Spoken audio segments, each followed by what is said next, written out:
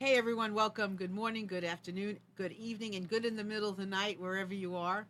My name is Marilyn Shannon, and this is the Breaking Free Show. And I am delighted to welcome you here today to our internet stage. We're going to have a wonderful time. I'm excited about our guests. And before we get started, I want to say hi to Amnon and Nathaniel, all here Hello, on deck. hello, hello. Hey, Hey, gentlemen. we're doing great We, over here. you sure are. Well, we got all this great technical support and smiling faces, so everybody's good. Everybody had a good weekend? Mm-hmm. Fabulous. Well, I had a very good weekend myself, and I'm happy I'm here. And it's an honor to have you all here with us today, so thank you. And I want to remind everyone, whether this is your first time or your umpteenth time, we welcome you to call in anytime. You can call in at 919-518-9773 by a landline. If you are somewhere in the world and you want to connect with us on Skype, you can do that at computers, that's plural, 2K Voice, anytime you like, and you can come in on voice on Skype. We also have a chat. If you put your name right next to the window, your nickname as well, whatever suits your purpose, and you can talk to us through there as well. So we welcome you to connect with us during the show if you have comments, questions, whatever you like. This is our show, your show, my show. We're in it together. It's a community. We love to have you. So I'm really excited about my guests. We've been having a wonderful conversation before you all showed up. And I want to introduce to you Gabriella Kovac. Welcome to our show. Thank you very much, Marilyn. It is a pleasure and a privilege to be on your show. So tell everybody Look what. forward to it. Me too. I can't wait. So where are you? Where are you right now? Right now, I'm in a suburb called Five Dock in New South Wales, Sydney, Australia. And what time is it? Now it is exactly 3 o'clock in the morning 3 o'clock in the morning. And why is it important for you to be doing an interview show at 3 o'clock in the morning? because I've written a book about my mother, and this is a thank you to her. And it is also an, the book is an inspiration on how to get out of trouble. And I do hope that by sharing it with as many people as I can, regardless of time, place, form, or event, it doesn't matter, because I just want people to know that no matter how dark it feels out there, there's a solution, and you just have to believe in yourself. So give us some more detail about the book and about you. So how about you want to start with you, like who you are? Sure. My name is Gabriella Kovac, and I live in Australia. We immigrated in 1957. We arrived to Australia in 1957, Christmas Day. And that's a very important day because very few people I came from Hungary. Very, very few people immigrated in 1957. Most people came, there was a revolution in Hungary in 1956, and a lot of people came out illegally through the border, and that's how they arrived to Australia. We came in 1957 with a passport, and that is a very important fact. Mainly if you read the book, Mm. it is, we came when the borders were closed. My mother said she will not stay in a country where they kill each other every 10 years. And she wanted to go to a place where it was a lot warmer and Emotionally freer. warmer or freer? Uh huh. Gotcha. Yeah, that was her main choice. Mm. And so we came to Australia. But that was like getting out of a country that had their borders closed. It wasn't an easy thing to do. Mm. So it's a very important date for me. So tell us about the story. Well, the story starts, it's an amazing story, which I will read a bit about for you. It actually starts with her father, who was a genius, I think. He had an idea in the 1930s that there's going to be something happening here. So he had this beautiful daughter that interesting enough, he had a son as well who was 4 years older, but he seemed to have connected with his daughter more, and he brought her up to believe in herself. And know that she's in a magic bubble. That's the only way I can describe it. It was the weirdest thing I've ever heard of. I've never seen anything like it before. Because she didn't believe it, she knew that she was in it. And she went through the Holocaust and afterwards communism without any fear or knowing. She just kept on landing on her feet. She kept saying, if one door closes, another one will open. The streets are paved with gold. Just bend down and pick it up. And that was her whole life. That was basically Georgina. And that is why the book is written. That in the darkest hour, one just has to look outside the square and believe in themselves, and things happen. And things always happen if you intend it to happen. There's a good in everything. Mhm. And you'll find your piece of gold. Just don't be afraid to search for it. And so everyone, this is really incredible because, you know, Gabriella is sharing stories, history about the Holocaust, and most people, children of survivors, don't even want to talk about the Holocaust. They don't want to talk about their parents. They don't want to talk. It was so painful for their parents, their grandparents, whomever, and they've heard the stories that they don't even want to share it. So the fact that Gabriella can be talking about Georgina the way she is, and the fact that she's willing to talk about it, this is an incredible experience. Maybe a once in a lifetime experience to be able to hear her speak about this in the tone that she's speaking about it, in our day and age. So I just want to say that. So you were how old at, like, what's the story? You were born when, and what's the connection? Well, I was born after the Second World War. I was born in after the war, but I what my mother did, she always talked about it. But then I suppose when you're winning, you have no problem in talking about it. And the way she won, it was just amazing. And as a small child, I couldn't stop watching it. I was absolutely fascinated with the way this beautiful woman, because that's all you can say about her. She, this is even, under communism, she had Chanel No. 5 perfume, and she sailed through life in silks and magnificent clothes, and always had her way with whatever she wanted. She achieved it. It was just an incredible thing to watch. So I always wanted to write the book. It was something that, when you see something like that, it's a beautiful learning experience, and the amount of love and care that I was brought up with, you really need to say thank you, because it was very unusual. As I said before, one of the things, this is on my side of it, this is under communism, not under, because I wasn't aware of that. But we had a private library, and also at Christmas time, just to give you an idea of her personality, this really, really puts her there. It was snowing outside, and it was like under communism, you stand in line for food. Nobody gets anything. Now, what Georgina did was put a Christmas tree that was as high as the ceiling, which is about 8 feet, those European Gothic ceilings, to the ceiling on the first floor of a flat that had windows, a big bay window. Now, she put a Christmas tree up, lit up. And we're Jewish. Jewish people don't believe in Christmas trees. But she put it up there.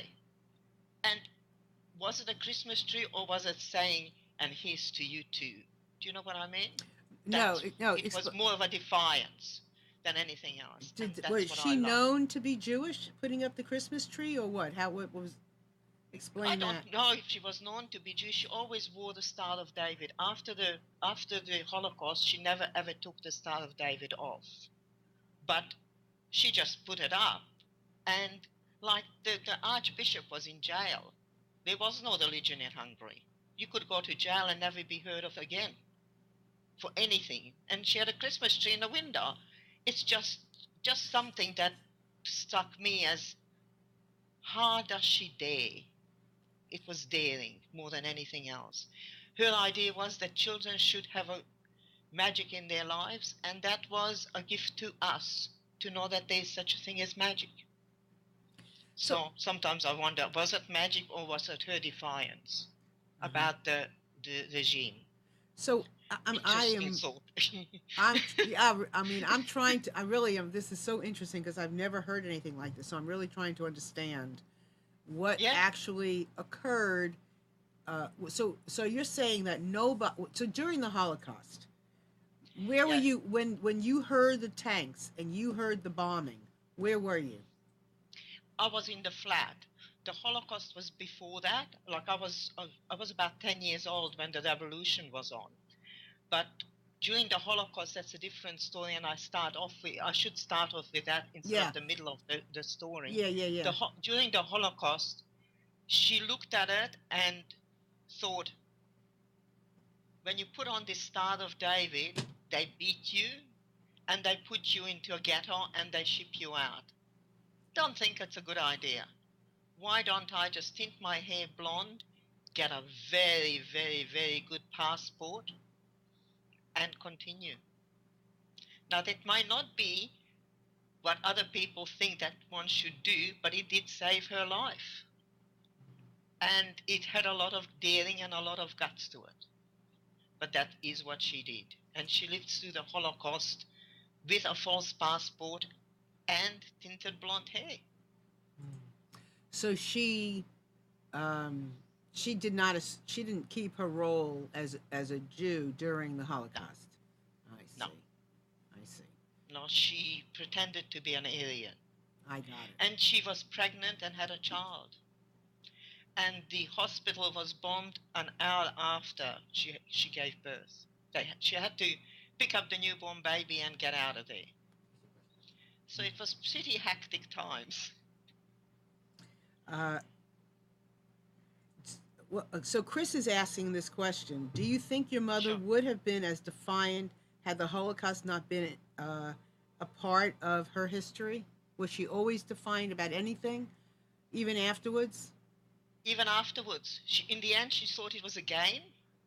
She just played it as a game, The, that she could get away with anything. And she did.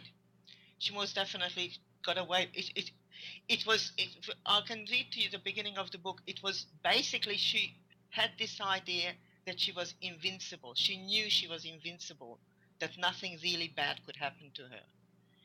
And her father got that into her as a very, very young child. And I suppose being a gorgeous looking woman, it did help to be as defiant as she was. Yes. so do you so so you talk a lot about how to get through the darkest moments, and Yes. so how do you define defiance? Defiance is, I suppose it's not really defiance. We all have an innate ability to know what is right and what is wrong. And if something is you don't feel is right, or it's upsetting or suppressing you in any way, don't put up with it. That's how I define defiance, because that's what to me it is. If something is going the way it should and things are right, sure, that's great. But if it isn't, do something about it. There's always a way out. You just have to think about it. And don't let things or anyone get you down. So what in your life have you been that have you been that way, that defiant with, that has worked out for you? In my life, now Yeah. that's an interesting question. In my life, what have I been defiant about? I think most of the things have gone very well for me, because I've had this viewpoint of that's what I want, and I think if it doesn't work this way, let's try it another way. Mostly, I think with writing the book was a, a huge effort, and it broke a lot of my basic ideas and rules, like Originally, I had a problem with speaking, and mainly speaking English, because, as I said, I came from Hungary, and how does one write a book when it's not their own language? And by sheer persistence and the intention, I got it done, and then I've written a second book and a third book. So I think that's how I define. When somebody says you can't do it because you're not you don't speak that language or you're not good at that, so what? Find a way, and something always will turn up. Well, I would say that your book and the subject, I mean, and I hear the magnificence of your mother, but also it's not popular. That route might not have been a popular route by many of the Jews in the Holocaust. So your even writing the story is somewhat of, you know what, I'm doing this anyway, regardless Yes, of that it's not popular. Because that's not was not a popular choice to make, that's right. right? And 6 million Jews died, which is a horrific thing. Absolutely, to me, is just unthinkable that people died. And yes, I do. And then I've had a lot of people saying about the way we came to Australia that if everybody, how could she do things like that? And I'm thinking, we survived. And that's survival. That's all I can say about it. And it is, as you said, it's not popular. But it's the only way one will survive in this life. This universe is not you really have to go against the odds So where do if you you want to draw make it. where so how do we draw the line? How do we know what is good or maybe not good? How do we draw the line of how far we go or how far or when we don't go that far? How do we draw the But, line? but you don't hurt other people. You don't trample on others. You do what's good for most of the people, and don't do things that are not good for some people. Like for what I don't think that it hurt anyone that we got 14 visas from the government because we could afford to pay for it, and that's what we did. I don't think that's evil. It's a way out. And I do understand that not everyone could do it, but that's what we did. It is what it is. And I don't think we hurt anybody by it. But we helped my family get out of a suppressive country. Nathaniel has a question. Hold on. Yeah. Yeah, I just had a quick Sure. question for you. So, going by the role model of your mom and saying that she used, Christmas as a way to get out of going through the hard times that the Holocaust had to go through, if everybody had gone that route, would there have been Judaism anymore? Because that faith wouldn't have been around anymore. They could have just assimilated into a more Christian culture, and that some of that faith might have been lost. I don't think so. It had nothing to do with Judaism or Christianism. It had to do with giving it some children magic in their lives. And it is, when I recall it, it was one of the most magical things I've ever remember. Then when my grandma took us down the street and said we had to walk in the middle of not the middle of, late at night in the snow, and waited for the angel to come. We didn't have Jesus, we just had an angel to come. And when the tree was lit, the angel would arrive and we could go upstairs and there were presents under the tree. I think it was the most magical thing, looking up at this tree in the middle of the night in the snow, and this window was lit up with candlelight and a tree. It was the most beautiful, magical sight I can remember. I don't think it has anything to do with any religion. It has to do with just beauty. But at the same time, I could see later on, when I looked at it, the defiance of it, that she could have been jailed for it. Like I think it's just an amazing thing that she did. It's so interesting to hear you speak like this because the picture you're painting is so I can see that I can as a child in particular. I mean, Magical. magic, magic. Magic. Was your mother always creative? Yes. That's how she did most of the things that she did. She was a very creative, very artistic person.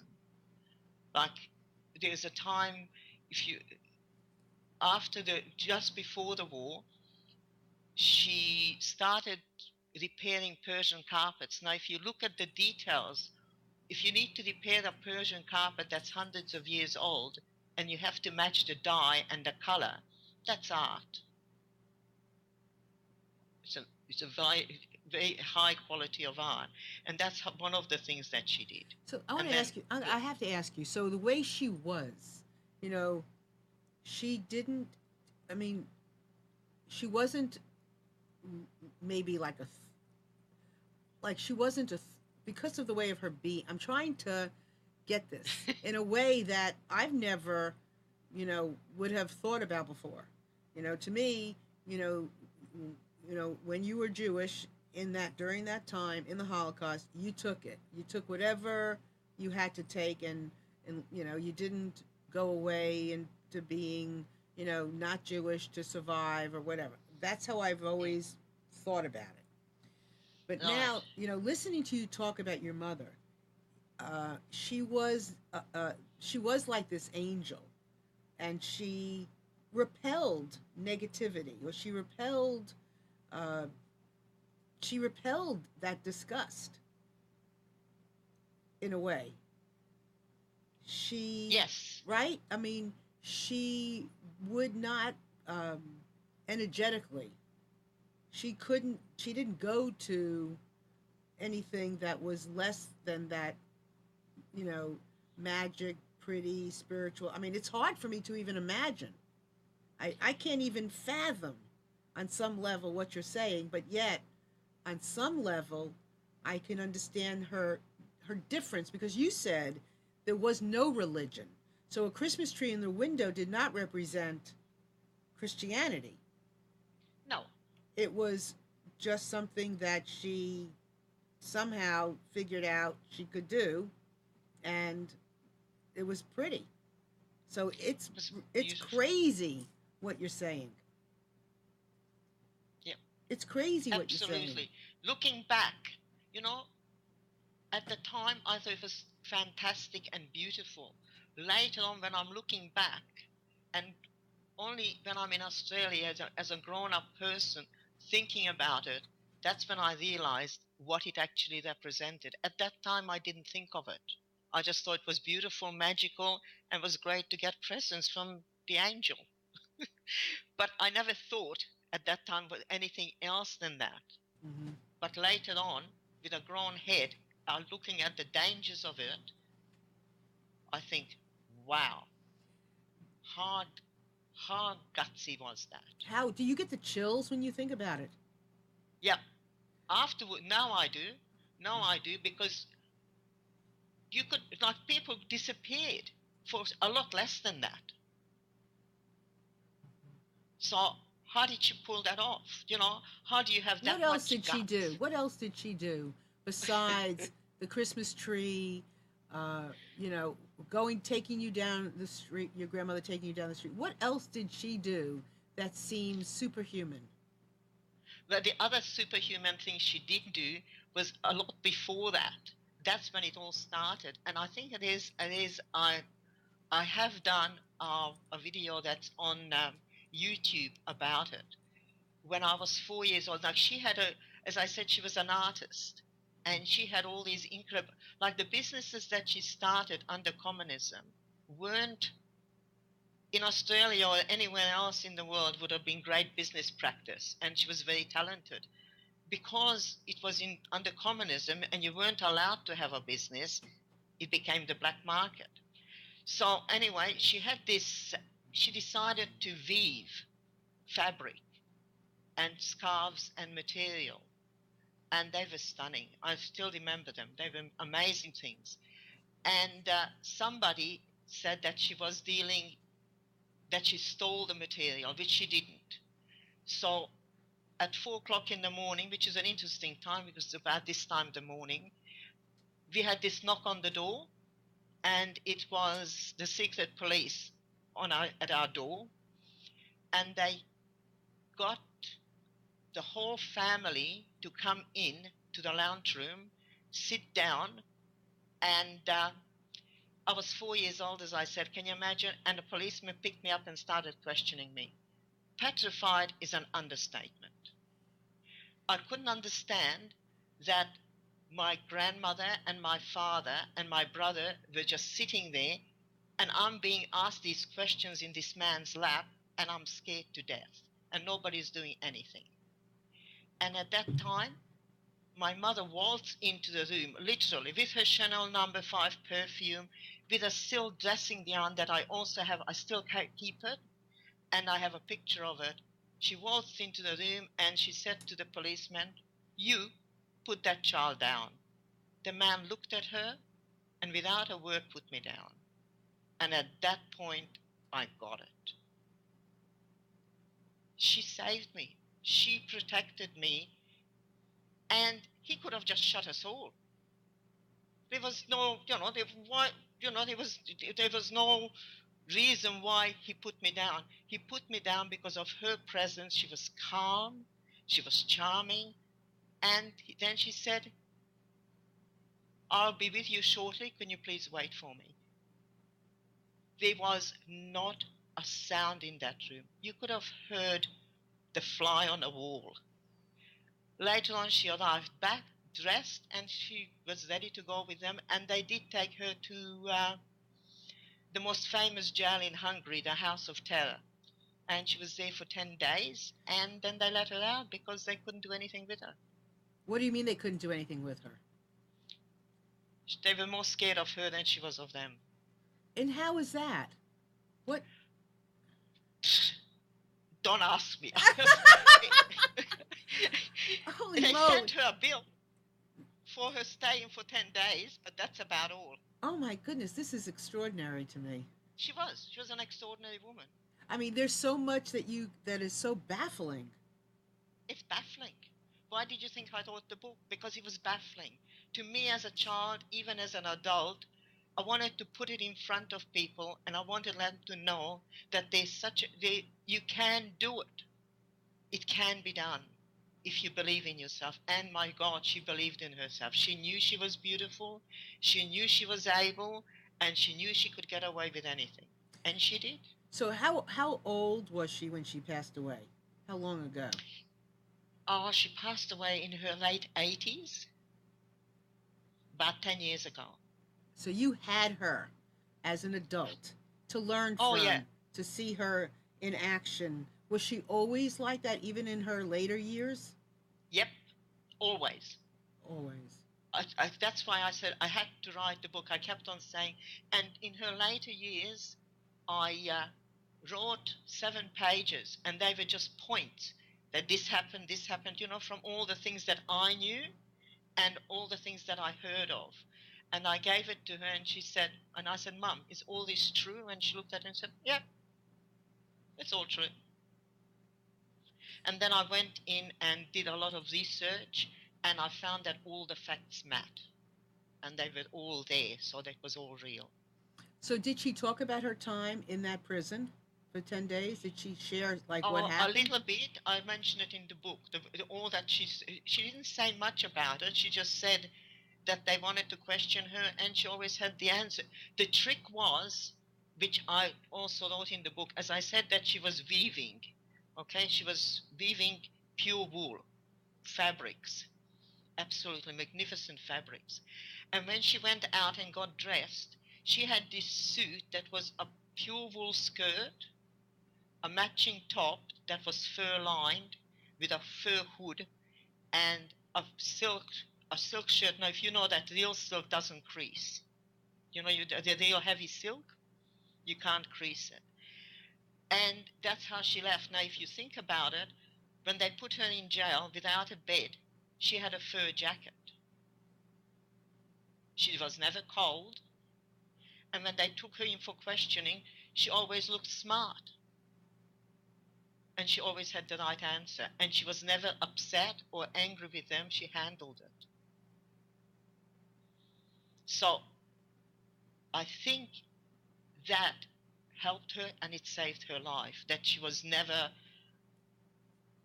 in fear. I, I can't explain it any other way. I know. And one day, I'm sure, as you write more, as you talk more, as you reflect more, something will come, even more than what's already come. And just the fact that you're sharing this crazy story, you know, that is not that did not start off to be a popular, you know, but it's not just about, well, even though that is the Holocaust was horrific, and all of that, it is that, but that was a vehicle, that is for how she was able to, you know, I mean, if you say that no people couldn't start a business, but yet she could, you know, several businesses, and made millions. She made millions. Oh yeah. That's how she went after after the revolution. She went to the government and said, how much for 13 passports? How much would what? Say that again. How much are the passports? So she paid for the passport for the whole family. She just said, how much? Wow. That's how we came to Australia. I remember that each one was 40,000 forints, which when if you work it out, it's about, I don't know, about $400. But that's in Hungarian money, that was unheard of. I mean, and then it was unheard of. We're talking a long time ago. Yeah. So well, go ahead. We had the money. And she was loving, and she was attentive. Very much. Very much. Well, always think about the Christmas tree. And that adventure when that policeman put me down, I cannot explain it to you, Marilyn. I looked at her and I thought, who is this woman? So tell us about your dad. What was he like? He was a wonderful man. He adored her. He thought that she was a princess, and she who did no wrong. And he was a wonderful dad. He loved us. He cared for us. He took us places. They always had time for us, although they both worked very hard. And I always say that my grandmother brought me up because they weren't there all the time, and my grandmother was. But he was a wonderful man. I can't say anything more about him. He was just a very, very nice person. You said she ignored him? Did you say she ignored him? No. I never said that. Oh, no, okay. She never ignored him. Okay. No, they had a wonderful marriage. They really did. They cared for each other. And, you know, in today's world, it's very hard to see. And there was never, ever a loud voice in our house. There was never an argument. It was just, the only time was when she said, that's it. She panicked. That's the only time she panicked, when they were actually shooting at us. You know, and you could see the flames of the guns. And she said, that's it, we're leaving here. And then my uncle grabbed hold of her and said, not now, Georgina, when it's all over. And she said, okay, not now, when it's all over. But that was the only loud voice I ever heard in the house. So she listened to your uncle. Otherwise, she was getting ready to leave. At that time, she panicked. She really got very upset. She gathered me and my brother, and she was going to run down the stairs with us. And he just grabbed her and said, no, not now, Georgina. They're shooting at us. It's too dangerous. Wow. We'll leave, but not now. Fascinating. That's the only time that I can remember any loud voices or arguments in the house. Well, if anybody out there would like to call in at any, you know, now's a great time, 919-518-9773, or please feel free to contact us through Skype, which is Skype Voice, at computers, that's plural, the number 2K Voice. We'd love to have you there. You're more than welcome to partake in our chat. Just put your name under the chat window and We'll be there waiting for you. Thanks, Fascinating. Mel. So, and you are a cook, and your design, you take after your mom, I guess, as far as your creativity is Yes. concerned. Tell us about that. Well, actually, the cooking is from my grandmother. She was a very good cook, and I've learned a lot from her from cooking. And it's wonderful to see that I've learned cooking from my grandmother, and I've got two boys, and when they were little, I did exactly what my grandmother did with me. I shared with them and got them to help me with the cooking, and now my grandchildren cook. That's, I just feel it's great, and my son cooks is a much better cook than I am. And He's amazing. what do you cook? What kind of stuff? Oh, I've got it on my website. Okay. There's a chicken paprika recipe on the website, and there's a few other cakes and stuff that I like. And there's a spinach pie I think I've written up. There's a few recipes that I like, so I wrote them up. And these are all family recipes handed down They all, for. yeah, Okay, cool. yeah, Now yeah. tell us about being a designer. Well, when we came to first to Australia, my mother started up a business with contract sewing. Like she knew how to run a business. She couldn't sew herself. And we had a contract for about 500 garments at the time, which was a huge thing from one of the top designer houses. And because since I was a little girl, I always used to cut out paper dolls and color them in and make clothes. And she bought me a little baby sewing machine, and I used to always make dresses for my dolls.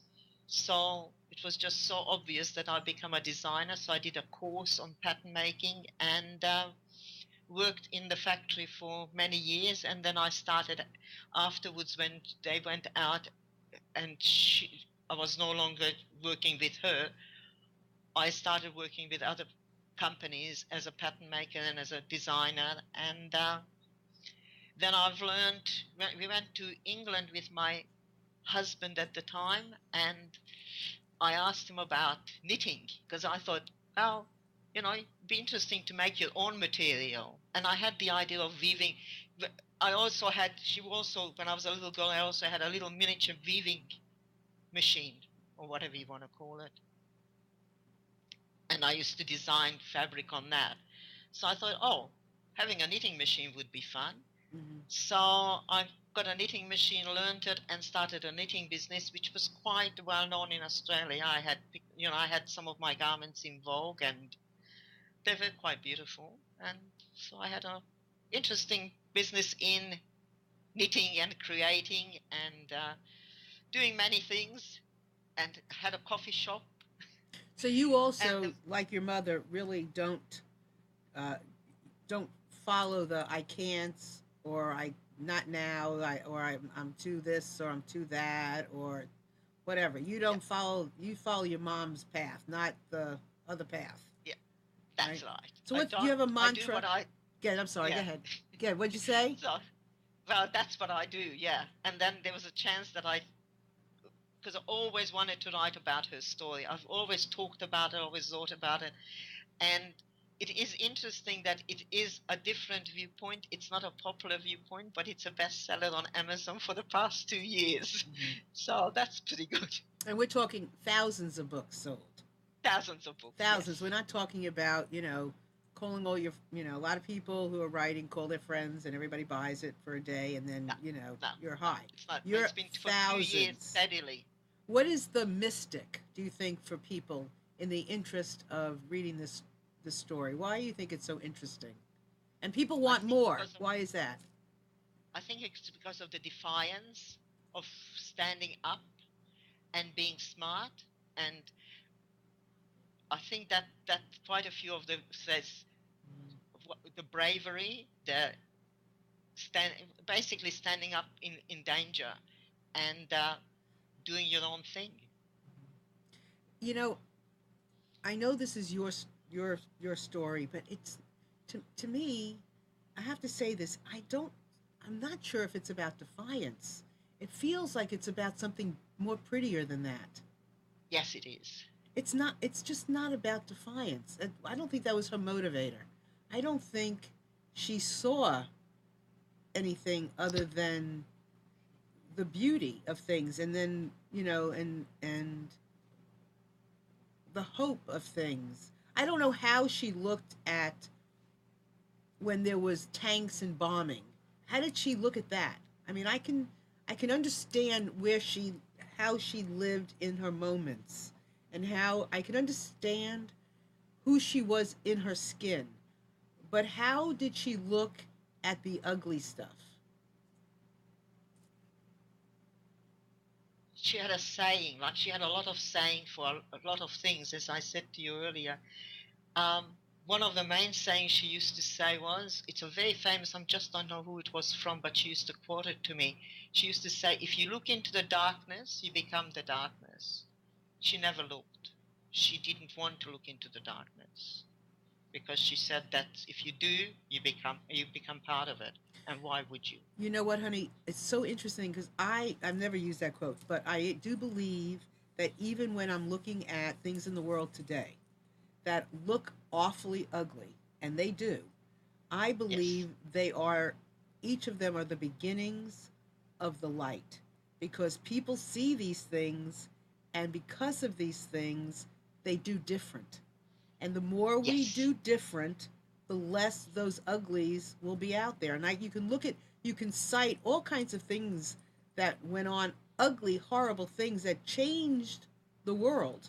Changed, I mean, we talk so much about people doing grassroots things that change, I mean, change the world. Change, instead of buying into what governments say or what this company says. I Mm. mean, they create their own gardens, or they create their Yes. own thing, and they don't. And I can see that. I can see what you're saying. Mm. I mean, I don't want to see this in some way. I don't like all the thing that but I can see what your mother did and why she did it. Oh, thank you. You, Thank you, Marilyn. Thank you for understanding. yeah. It's wonderful to talk to somebody who actually gets where I'm coming from, because such a different viewpoint, isn't it? Oh my gosh. When you first started, my eyes were rolling almost out of my head. I had no idea, really. I mean, Nathan and I, we were looking at each other and go, oh, no, Yeah. no, no, no, no, no. Why is this happening now? And then all of a sudden, I can see, that no, this was not about that. It was really something more deeper going on Yes, here. it is a spiritual thing. She was Yeah. very, very spiritual. And I suppose a woman before her times, because some of the ideas she got me into, it's not that you're not Jewish, because that's a different viewpoint again, but it is a much more spiritual viewpoint. She used to always say, God is in everything. In anything you look, in anything you touch, it is God's hands. And to me, that's definitely stable and real. Yeah, I mean, you wouldn't be here to tell the story. Yes.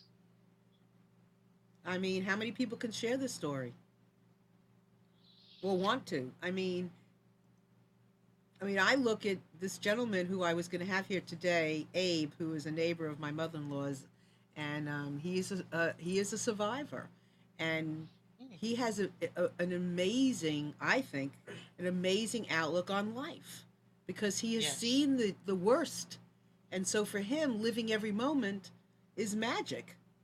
Mm. And so I want you to share about your book. So just hold it up, tell us where we find it, and all that kind of stuff. Oh, sure. But this is a different cover. It's got a new cover now, but I'll just hold it up for you anyway. It This is the old cover.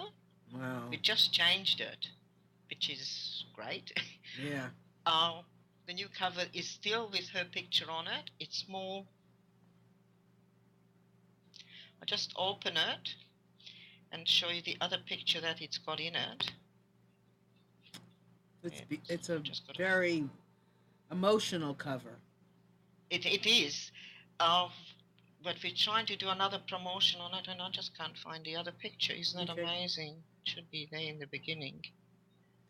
It's an emotional Mhm. cover. Yeah, there it is. Mhm. That's the other picture. I love this picture of hers, don't you? Can you see it? Oh yeah. Can you bring it up just a little bit? Yeah, bring it out. Push it in. Oh wow. Oh wow. Look at that. Oh, she was lovely. That is the false passport picture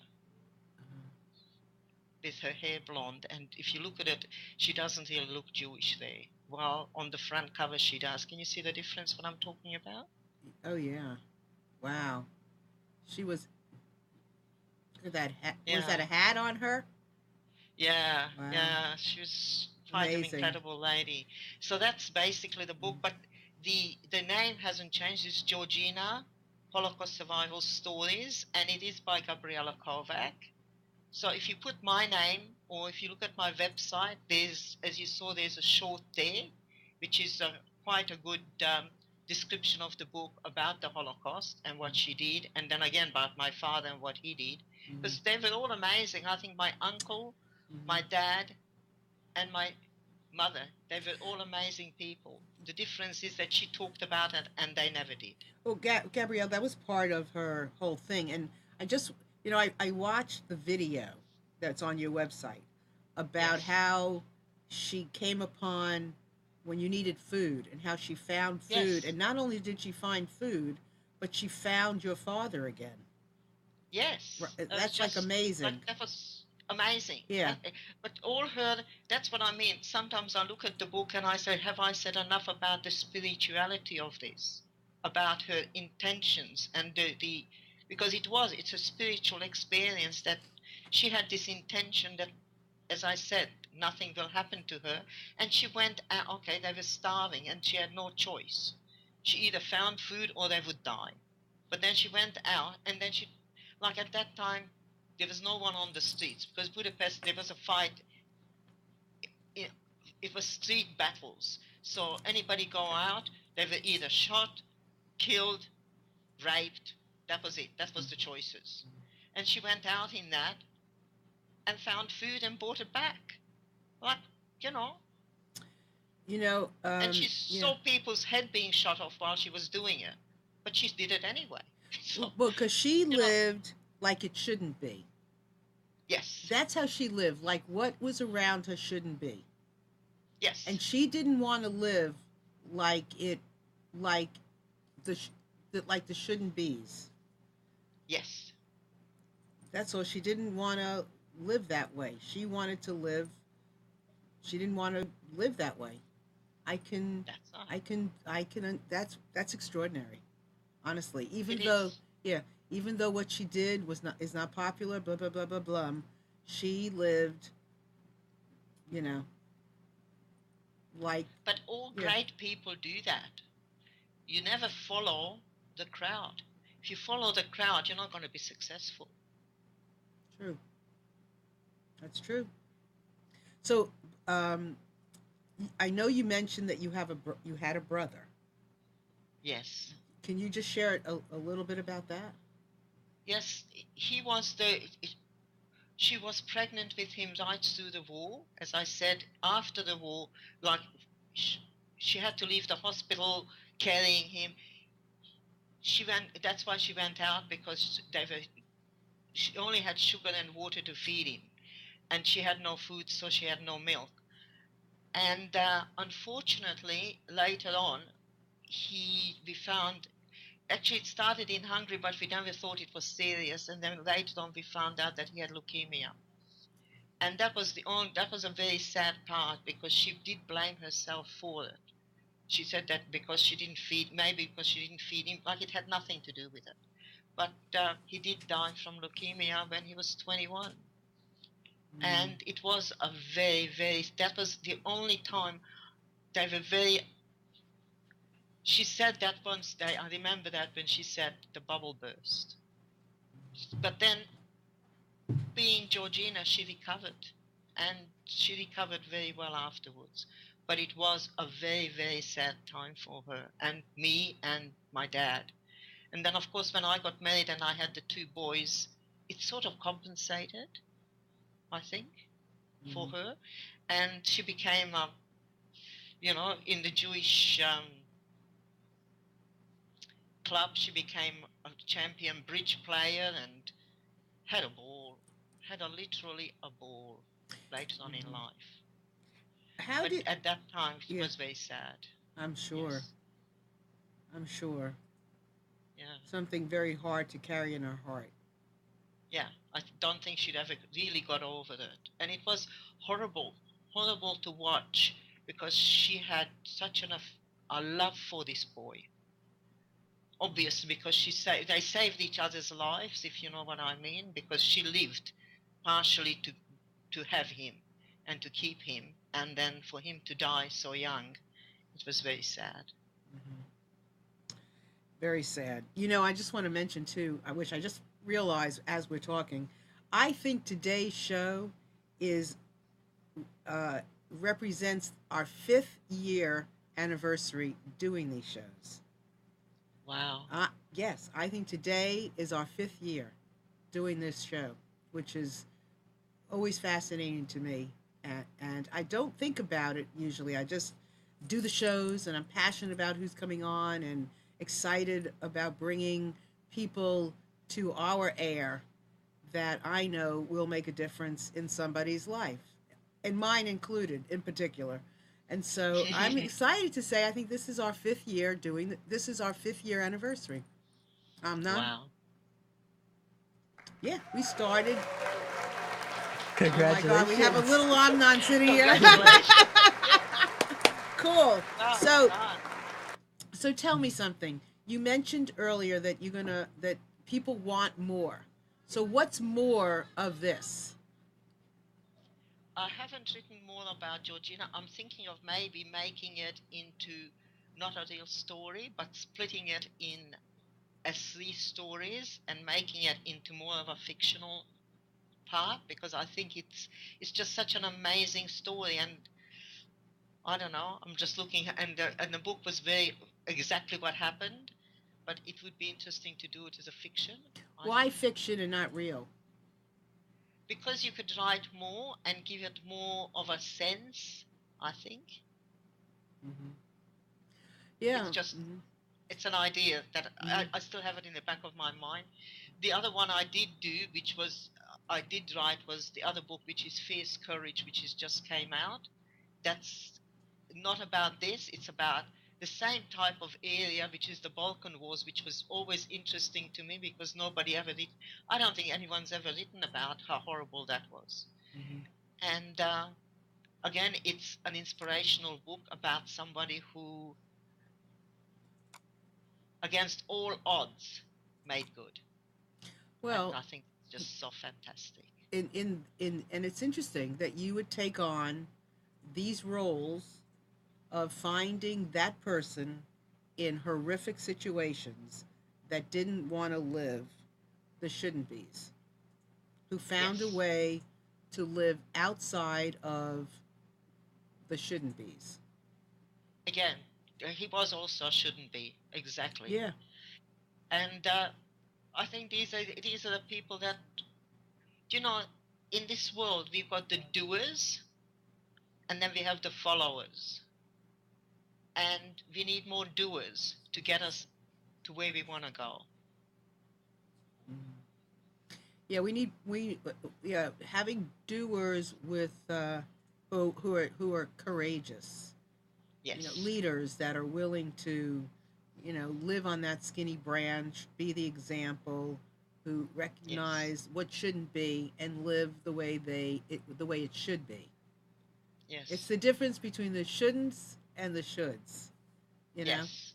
and I think Yes. that's extremely valuable. And I would be curious about you writing more about your journey and what you want and how Yes. you define her journey, the spiritual part of how you define the shoulds, so to speak, like Yes. your mother, this other gentleman, people like that who live through these awful circumstances, but yet live and live to tell the tale.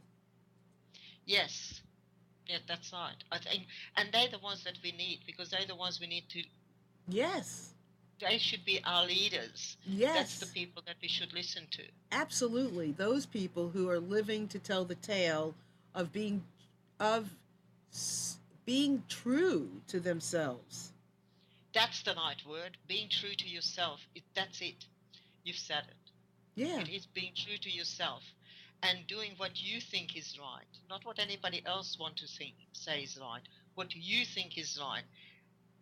I think it's very, very Yeah, I important. mean, and being true to what is spiritually.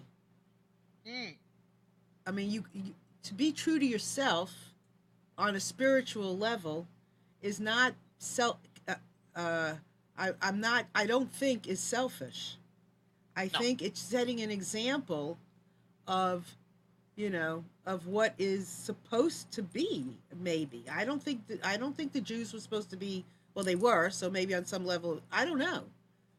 Was the Holocaust supposed to be? I mean, I can't imagine. I don't think so.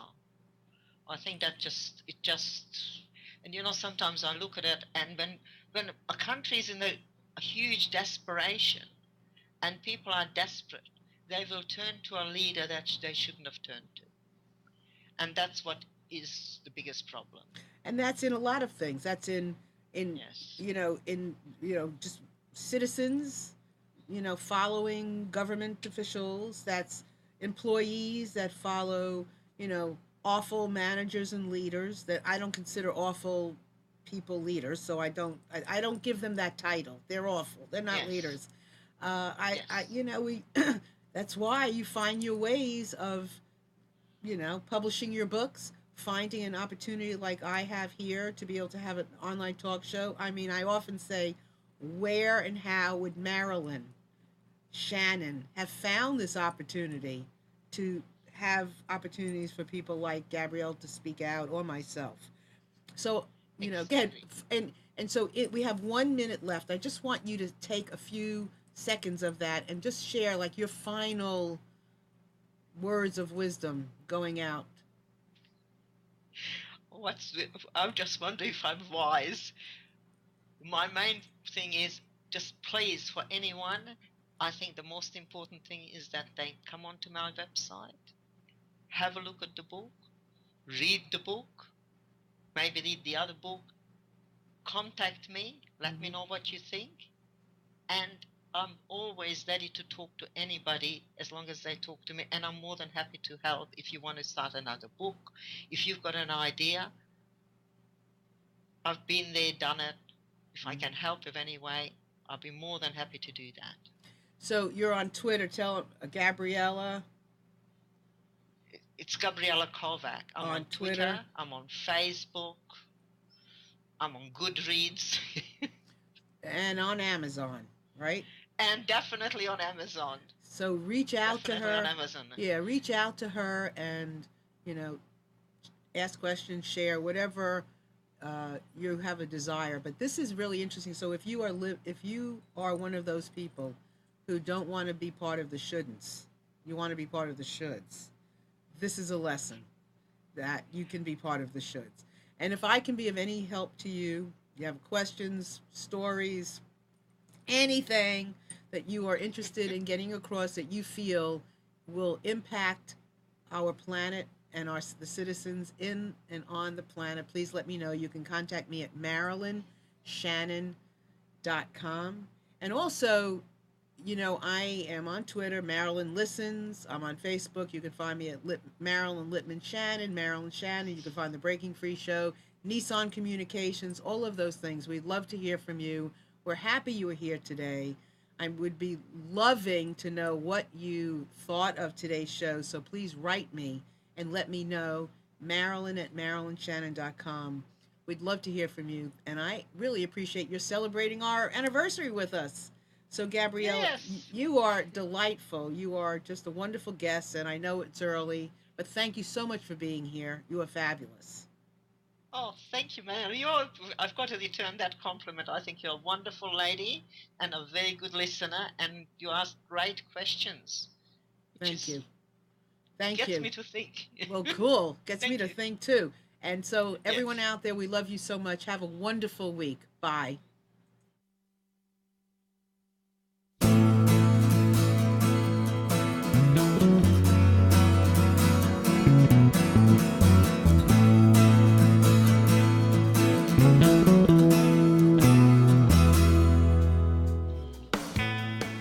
You are tuned to the Nissan Communications Network. Our weekly lineup of call-in programs includes Computers 2K Now with Amnon Nissan, My Life, My Will with Gisela DiCarlo, The Tanya Love Show, Health Then with Debbie Bruck, Breaking Free with Marilyn Shannon, Triangle Be Well with Howard Jacobson, Lunch and Learn with Rabbi Yisrael Cutler, Lessons of Vietnam with NCVVI members, Current Affairs with Amnon Nissan. And if you tuned in too late, you can always watch each program in its entirety or download an MP3 audio file of it in the archives section on nissancommunications.com. Don't forget to subscribe to our YouTube channel, follow us on Twitter, and like us on Facebook. Sponsored by Atomos.com, makers of quality video recorders and converters, CarolinaApparel.com, and DeltaForce.net.